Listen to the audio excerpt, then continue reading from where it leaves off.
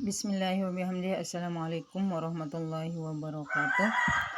Alhamdulillahirabbil alamin wassalatu wassalamu ala asyrafil anbiya'i wal mursalin sayyidina Muhammadin wa ala alihi wa sahbihi ajma'in, amma ba'du. Alhamdulillah, pada pagi hari ini kita bisa melanjutkan pembelajaran kita, yakni pembelajaran Al-Quran Hadis ya, dimana pada hari ini kita akan lanjut ke bab 5, yaitu belajar tentang surah Al-Asr ya. Tapi sebelum kita melanjutkan pembelajaran ini, marilah kita awali dengan sama-sama berdoa terlebih dahulu. Bismillahirrahmanirrahim. Allahumma allimna ma jahilna wa dzakirna ma nasina wa fahimna ma la nafham wa zidna ilma wa alhiqna bis salihin.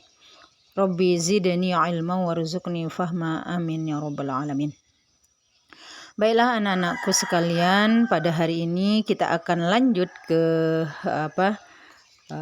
bab 5 surah Al-Asr ya, dimana minggu lalu ibu sudah melapalkan bagaimana bacaan daripada Quran surah Al-Asr.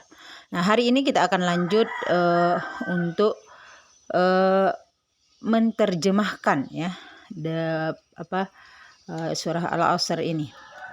Nah, mari kita baca ya. Kemudian ibu akan menterjemahkannya.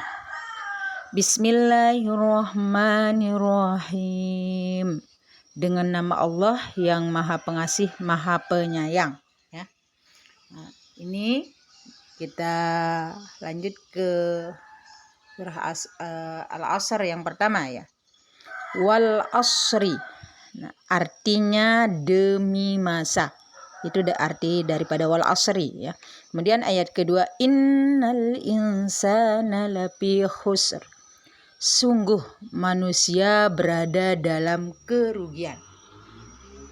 Kemudian ayat ketiga, illalladzina amanu wa amilus solihati wa tawasaw bil haqqi wa tawasaw bis sabr. Artinya ayat ketiga itu, kecuali orang-orang yang beriman dan mengerjakan kebajikan serta saling menasehati untuk kebenaran dan saling menasehati untuk kesabaran. Nah, itu arti daripada Quran surah Al-Asr. Nah, kalian silahkan dihafalkan ya untuk Quran surah Al-Asr ini. Nah, kita akan lanjut memahami kandungan surah Al-Asr. Al-Asr artinya masa atau waktu ya. Itu arti Al-Asr. Artinya masa atau waktu. Nama surah Al-Asr ini diambil dari kata Al-Asr yang terdapat dalam ayat pertama, yaitu wal asri ya. Itu adalah ayat yang pertama. Nah, diambil dari situ ya, Al-Asr itu.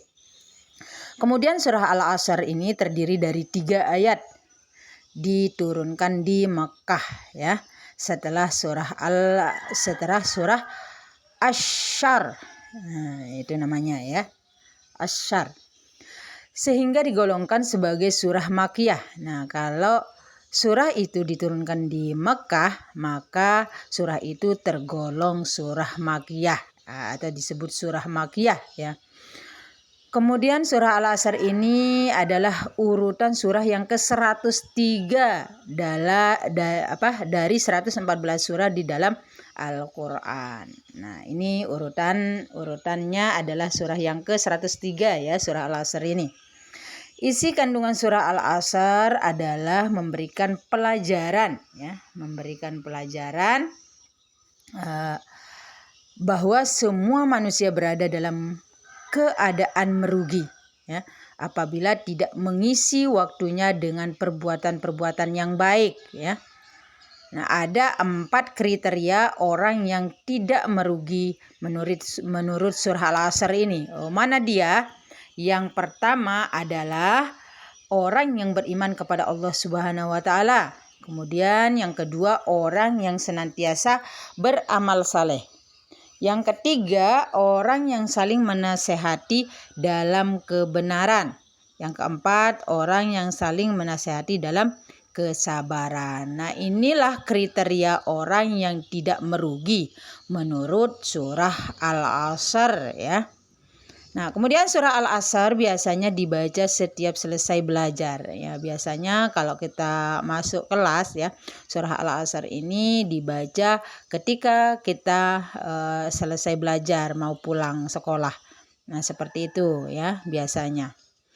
Nah, hal ini untuk mengingatkan kepada kita agar senantiasa menggunakan waktu dengan beramal saleh atau dengan perbuatan-perbuatan yang baik. Nah, kalian bisa menghafalkan ya surah Al-Asr ini. Nah, kemudian kita akan lanjut ke rangkumannya. Ini rangkuman daripada Quran surah Al-Asr. Nah, ini kalian bisa membaca-bacanya ya. Biar kalian bisa memahami apa isi kandungan daripada Quran surah Al-Asr itu. Surah Al-Asr merupakan urutan surah yang ke-103 ya. Nah, urutan surahnya ini yaitu urutan surah yang ke-103 dalam Al-Quran ya. Di dalam Al-Quran itu ada 114 surah. Nah, surah Al-Asr ini adalah urutan surah yang ke-103 ya. Dari 114 surah di dalam Al-Quran.